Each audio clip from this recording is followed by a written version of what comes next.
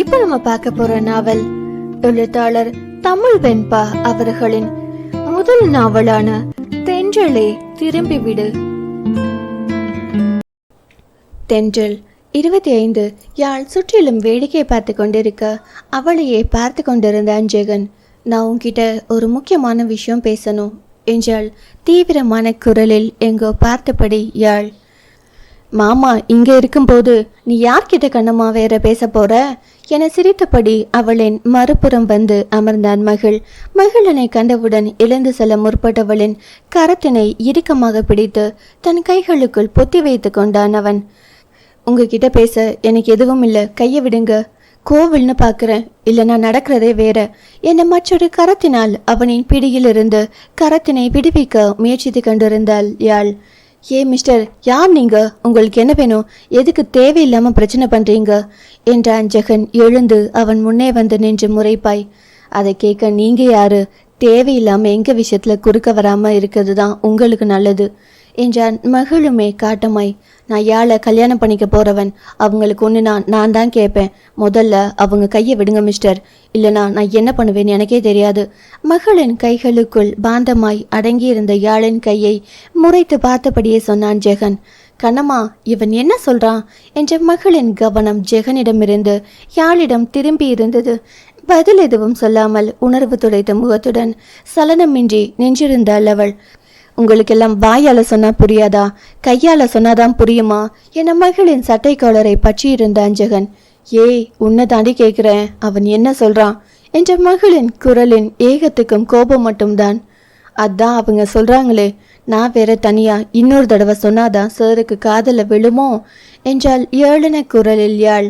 அவளின் ஒவ்வொரு வார்த்தைக்கும் அவன் பற்றியிருந்த அவளின் கரத்தில் அழுத்தத்தை கூட்டிக் கொண்டே போனான் மகள். அதான் சொல்லிட்டாங்கல்ல, இப்போ கையை எடுக்கிறியா இல்ல என்றான் ஜெகன். இல்லனா என்னடா பண்ணுவ? என் பொண்டாட்டிய நீ கட்டிக்க போறேன்னு சொல்லுவ, நான் வேடிக்கை பார்த்துட்டு நிக்கணுமா என்ற மகளின் குரலில் தன்னால் ஜெகனின் கரங்கள் தளர்வடைந்து அவனின் சட்டை காலரை விட்டிருந்தது. ஜெகன் குழுப்பமாய் திரும்பிய யாழை பார்க்க, டேய், பணத்துக்காக தான் நான் உன்னை காதலிச்சேன், இப்போ உன்னை விட இவன் பணக்காரனா இருக்கான், அதான் இவனை கல்யாணம் பண்ணிக்க போறேன். இவனை விட வேற பெரிய பணக்காரனா கிடைச்சா நீ சொன்ன மாதிரி கல்யாணத்துக்கு அப்புறம் அவன் கூட ஓடி கூட போவேன். அதை கேட்க நீ யாருடா என்றபடியே அவனின் சட்டை கலரை பற்றி உலுக்கியவளின் கோபம் உச்சத்தை தொட்டிருந்தது. இதுவரை அழுந்தி கிடந்த கோபங்கள் எல்லாம் அவனின் பொண்டாட்டி என்ற அடையாளப்படுத்துதலில் கட்டவிழ்ந்து போயிருந்தது. இதே வார்த்தைகளை அவன்தான் சொன்னான். ஆனால் இன்று 100 மடங்கு பலத்தோடு திருப்பி அவனை தாக்கியது. நொடிக்கும் குறைவான நேரம் அவன் முகம் பெரும் வேதனையை காட்டியது. அதை அவள் உணர்ந்து உள்வாங்கிக் கொள்ளும் முன்னமே, எனக்கு என்னன்னா கேட்குற, நான் உன் புருஷன்டி, நீயே ஒத்துக்கிட்டாலும் இல்லை ஒத்துக்கலனாலும் என்றான் எக்கென இறுகிய குரலில். அது நீ மட்டும் சொல்லிட்டா பத்தாது, நானும் சொல்லணும். நான் இவரை தான் கல்யாணம் பண்ணிக்க போறேன், உன்னால ஆனதை பார்த்துக்கோ போடா என அலட்சியமாய் சொன்னவள் பார்வையால் அவனை எரித்தபடி நின்றிருந்தாள். ஒன்றை மட்டும் இல்லடி, இந்த ஊர் உலகத்துல இருக்க எல்லாரையும் நீ தான் என் பொண்டாட்டின்னு சொல்ல வைக்கிறேன் என்றவன் அவள் கைகளை பற்றி கர்ப்ப கிரகம் நோக்கி எழுத்து சென்றான். அவனிடமிருந்து விடுபட போராடி முடியாமல் போக நடையும் ஓட்டமும் அவனை பின்தொடர்ந்தாள் அவள். சன்னிதானத்திற்கு வந்தவன் ஒரு நிமிடம் கண்களை மூடி இறைவனை வணங்கி நின்றான். அவள் அவனிடமிருந்து விடுபட வேண்டி போராடி கொண்டிருக்க அதை அலட்சியம் செய்து தன் சட்டை பையில் இருந்த திருமாங்கல்யத்தை எடுத்தான். அதை கண்ட நொடி அதிர்வில் ஒரு நொடி உறைந்து போய் நின்றுவிட்டாள் அவள். அவனின் எண்ணம் புரிய பெரிதாய் திடுக்கிட்டது அவளின் மனம். அவள் சுதாரிக்க நினைக்கும் முன் அவளின் நிலையை பயன்படுத்தி மாங்கல்யத்தை அணிவித்திருந்தான் அவன். தெளிந்து அவள் தடுக்க முனைந்த போது காலம் கடந்திருந்தது. உற்றார் உறவினர்கள் அகமகிழ்ந்து தோழியரின் கேலிகளில் முகம் சிவந்து நாணத்தால் தலை குனிந்தபடி காதலால் மனநிறைவோடு ஏற்க வேண்டிய திருமாங்கல்யத்தை வலுக்கட்டாயமாக தனக்கு அணிவித்த அவனை கொஞ்சிவிடும் அளவிற்கு கோபம் வந்தது அவளுக்கு. கண நேரத்தில் கன்னத்தில் நிகழ்ந்துவிட்ட இச்செயலை அவளாலும் கூட தடுக்க முடியவில்லையே.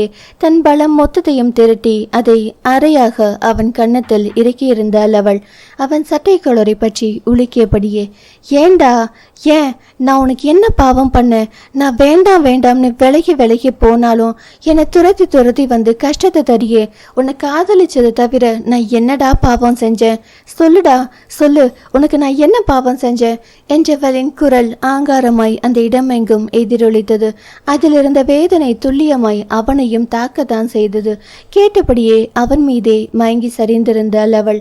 மலர் குவியலை போல் தன் மீது சரிந்தவளை லாவகமாக கீழே விழாது தாங்கிக் கொண்டான் மகிழ். கலக்கமாய் அவர்களை பார்த்து கொண்டிருந்தான் ஜெகன். மகி, என்னடா மயங்கிட்டாங்க என்றவனின் குரலில் அப்பட்டமான பயம், சோகமான மென்னகை ஒன்றை சிந்தியபடி அவன் இதழ்கள். உன் பேச்சை கேட்டு இருக்கவே கூடாதுனா, யாழுக்கு மட்டும் ஏதாவது ஆச்சு உன்னை சும்மா விட மாட்டேன்டானா என்றான் தீவிர குரலில். முதல்ல உன்னை காப்பாத்த பாரு நீ. அவ கண்ணு முழிச்சு இதெல்லாம் பிளான் பண்ணி நடந்தது. அதுக்கு நீயும் உடந்தன்னு தெரிஞ்சது உன்னை கொன்னுட்டு தான் மறுவேலை பாப்பா என்றான் மகள் கேலியாய். அந்த நேரம் தான் பூஜை பொருட்கள் வாங்கி கொண்டு கவி உள்ளே வர இந்த காட்சியை கண்டு நெஞ்சை பிடித்தபடி நின்று விட்டான் அவன். ஆவென்று வாயை பிளந்தபடி அவனையே பார்த்து கொண்டு திகைத்து நின்ற கவியிடம் வந்தவன், மச்சான், ஆல்ரெடி 4 7 கொசு உள்ள போயிட்டு பேசாம மூடிக்கிட்டு பின்னாடியே வா என்றவன் யாழை தூக்கி கொண்டு கார் இருக்கும் இடம் நோக்கி விரைந்து சென்றான். அவர்கள் சொல்வதையே பார்த்து கொண்டிருந்த ஜெகன் திரும்பி நின்று தன் விழிகளில் தேங்கி நின்ற கண்ணீரை சுட்டிவிட்டபடியே இருவரின் நல்வாழ்வுக்காக இறைவனை வேண்டிக் கொண்டான். குழந்தை போல அவளை கைகளில் ஏந்தி வந்தவன் காரின் கதவை திறந்து மெதுவாக அவளை அங்கிருந்த இருக்கையில் படுக்க வைத்தான். அவன் பின்னே வந்த கவியும் காரின் பின்னிருக்கையில் ஏறி அமர போக அவனை தடுத்து நிறுத்தியவன், மச்சி, நீ எங்கடா வர என்றான். இது என்னடா கேள்வி? உன் கூட வீட்டுக்கு தான். நீ அங்க வந்து ஒரு ஆணையும் புடுங்க போறதில்ல. அதுக்கு நான் என் கார் கூட கொண்டு வரலடா. நடு ராத்திரில எழுப்பி என் பேபி மாவை பார்க்கலாம்னு ஆசை காட்டி கூப்பிட்டு வந்துட்டு நடுத்தருவில் விட்டுட்டு போற, என்ன விளையாடுறியா என்றான் கடுப்பாய் கவி. யாருடா இவன்? புதுசா கல்யாணமானவங்க அப்படி இப்படி இருப்பாங்கன்ற இங்கீதம் கொஞ்சம் கூட இல்லாம என்று சலித்து கொண்டான் மகள். நீ பண்ணிருக்க காரியத்துக்கு தங்கச்சி உன்னை கொஞ்சம் நினைச்சிட்டே இரு நொடித்து கொண்டான். அவ என்னை கொஞ்சரா இல்ல துரத்தி அடிக்கிறா, அது எதுக்கு உனக்கு? நான் சொன்னதை மட்டும் நீ செய். இதோ நேரா தெரியுது பாரு பாதை, அதுல ஒரு 2 கிலோமீட்டர் நடந்து போனினா நிலா வீடு வந்துடும். பார்த்துட்டு அப்படியே யாழ் திங்ஸ் எல்லாம் பேக் பண்ணி வாங்கிட்டு பஸ் பிடிச்சி வீட்டுக்கு வந்துடு. சரியா செல்லம்? நான் கிளம்புறேன். அவனின் கன்னத்தை தட்டி சொல்லியவன் காரில் ஏறி அமர்ந்திருந்தான். என்னை பார்த்தா எப்படி தெரியுது உனக்கு? இதுக்கு பதில் தான் காலையிலேயே சொல்லிட்டேன். திரும்ப திரும்ப கேட்டாலும் அதான். காரின் கண்ணாடியை இறக்கி சத்தமாய் கத்திவிட்டு கிளம்பி இருந்தான் அவன். டே, உன்னை வந்து பார்த்துக்கிறேன்டா என கவி கத்தி கொண்டிருக்க கார் அவன் கண்ணிலிருந்து மறைந்து விட்டது. சார், இப்போ நீங்கள் நிலா வீட்டுக்கு தானே போகணும். அதுக்கு எதுக்கு இவ்வளோ ஆர்ப்பாட்டம்? நான் ட்ரா பண்ணுறேன் வாங்க என தோழமையுடன் ஒரு கை அவன் தோள்களை சுற்றி வளைக்க புன்னகையோடு ஜெகன் நின்றிருந்தான். நீங்களும் அவனும் கூட்டு களவாணியா பாஸ்? இது மட்டும் யாழுக்கு தெரிஞ்சிச்சு 3 பேரும் செத்தோம் என்றான் கவி. விடுங்க ஜி, பார்த்துக்கலாம் என்றான் இளகவாய் ஜெகன். பார்த்துக்கிறதுக்கு நம்ம உயிரோட இருக்க மாட்டோம் பாஸ். அதையெல்லாம் மகிழ் பார்த்துப்பான், நீங்க வாங்க ஜி என்றான் ஜெகன். நல்லா பார்த்துப்பான், நீங்க வேற அதுங்களை பத்தி தெரியாம. அவன் நியூ இயர்னு குடிச்சதுக்கு என்னமோ ஃபீடிங் பாட்டிலில் பாலை சரியா குடிக்க தெரியாத பச்சை பிள்ளைக்கு நான் தான் ஊற்றி கொடுத்து குடிக்க சொன்ன மாதிரி என்னை துரத்தி அடிச்சது. அதில் அவன் வேற நான் தான் குடிக்க கூப்பிட்டு போனேன்னு சொல்ல இன்னும் 4 சேர்த்து விழுந்துச்சு என்றான் சோகமாய் கவி. ஓ, அப்புறம் என்னாச்சு என்றான் ஆர்வமாய் ஜெகன். என்ன ஆகும், மலைமாடு மாதிரி 7 பேர் குடிச்சவன் குப்புறப்படுத்தி தூங்க சும்மா வேடிக்கை பார்த்துட்டு வந்து எனக்கு கும்பாபிஷேகம் நடந்துச்சு என கவி வராத கண்ணீரை துடைத்து கொள்ள பெரிதாய் சிரிக்க தொடங்கி இருந்தான் ஜெகன். சிறிது தூரம் வந்த மகள் ஆள் நடமாட்டம் இல்லாத ஒரு இடத்தில் காரை நிறுத்தி அவள் முகத்தில் தண்ணீர் தெளித்து எழுப்பினான். எழுந்ததும் ஒன்றும் புரியாமல் திருவென விழித்தவளுக்கு அருகில் இருந்த மகளினை பார்த்ததும் அனைத்தும் நினைவுக்கு வந்தது. டேய், என்னை எங்கடா கடத்திட்டு போற என்றாள் கோபமாய். இவங்க பெரிய மைசூர் மகாராணி, கடத்திட்டு போய் லட்சமா பணம் கேட்க. பேசாம வாடி என்றான் பதிலுக்கு அவனும் சிடுசிடுவென. சொல்லுடா, என்னை எங்க கூட்டிட்டு போற என்றாள் மீண்டுமாய். கல்யாணம் ஆனவுடனே எங்க போவாங்க? ஹனிமூனுக்கு தான் என்றான் உல்லாச குரலில் அவன். என்னடா நினைச்சிட்டு இருக்க உன் மனசுல? நீ ஒரு தாலி கட்டுனா நான் பின்னாடியே வந்துட்டு வேணா? கதவை திறடா ராஸ்கள் என கார் கதவை அவள் திறக்க முயல. நீ எவ்வளோ ட்ரை பண்ணாலும் திறக்காது, பூட்டிட்டேன் என வலது கையில் சாவியை வைத்து சுழற்றியபடியே சொன்னான் அவன். அவன் மீது ஏறி அந்த சாவியை அவள் பறிக்க முயல. அதை கீழே தவற விட்டவனின் இடது கை தன்னவளின் இடையே இருக்க பிடித்திருந்தது. அவளை தன்னுடன் சேர்த்து அணைத்தவன் மதிமுகம் மறைத்து முன் விழுந்திருந்த கார் கூந்தலை லாவகமாக ஒதுக்கினான். அவளை மேலும் தன்னுடன் இறுக்கி கொண்டவன், எப்ப பாரு வாயாடிக்கிட்டே இருக்கியே, இந்த செப்பு வாய்க்கு வலிக்குமா வலிக்காதா? ரசனையாய் சொன்னவனின் விரல்கள் அந்த செவ்விதழ்களின் வலி தீர நீவி விட்டு கொண்டிருந்தது. என்னை இப்போ நீ விட போறியா இல்லையா என கேட்டவள் குரல் மெல்ல மெல்ல தேய்ந்து கரைந்து போயிருந்தது.